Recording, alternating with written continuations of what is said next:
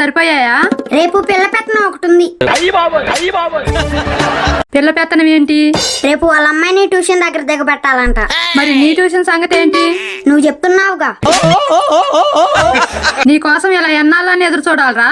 నిన్ను ఎదురెవడు చూడమన్నాడు? అప్పుడప్పుడు గోడ దూకొస్తానని తెలుసుగా.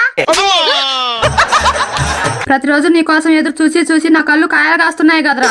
మరి ఇన్ని రోజుల నుండి కాయలు కాస్తుంటే ఒక్క కాయన్నా తినమనిచ్చావా? కాసేపట్ల ఎటు లెంపకాయలు ఇస్తాగా. ఆ కాయలైతే నేను తినలేను. సరే బట్టలీడు. అది సరే కానమ్మా, రోజు నా కోసం ఇలా ఎదురు చూడొద్దని చెప్పినా సరే ఎందుకు ఎదురు చూస్తావు? ఎందుకంటే మీ కన్న తల్లిగా అది మా బాధ్యత. అంటే ప్రేమ, ప్రాణం. జననీయను మాటలోని తరియుచు మనిషి జన్మ ఇలనైనా